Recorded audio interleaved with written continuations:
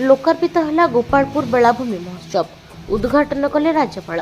गंजाम जिलार अन्यतम प्रमुख पर्यटनस्थल गोपालपुर बेलाभूमि चलित वर्षर बेलाभूमि महोत्सव 2026 अत्यंत उत्साह सहित आरंभ होशार माननीय राज्यपाल डॉ हरिबाबू कम्मपाटी मुख्य अतिथि भाव में जोगदे यह 4 दिनिया महोत्सव को आनुष्ठानिक भाव में उद्घाटन कर महोत्सव पूर्व गंजाम तीन प्रमुख शक्तिपीठर मशाल शोभायात्रा आसी बेलाभूमि पहुंची वाराणसी आसी पंडित मान द्वारा प्रथम थर पर विश्व प्रसिद्ध समुद्र आरती करा जहाँ परिवेश को बेस भक्तिमय कर उद्घाटनी संध्यारे ओडिसी नृत्य सहित विभिन्न लोक नृत्य परिवेषण करा बॉलीवुडर प्रसिद्ध कंठशिल्पी और ओलीवुडर कलाकार मैंने निजर संगीत में दर्शकों को मंत्रमुग्ध करते।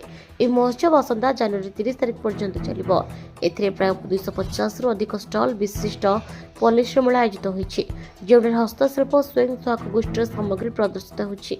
यह व्यतीत बेलाभूमि क्रीड़ा फुड फेस्टिवल और प्रति संध्यारे देशर नामी दामी कलाकार मानक द्वारा सांस्कृतिक कार्यक्रम आयोजित होइबो। कविराज पात्रक रिपोर्ट, पॉलिटिकल घटी ओडिशा।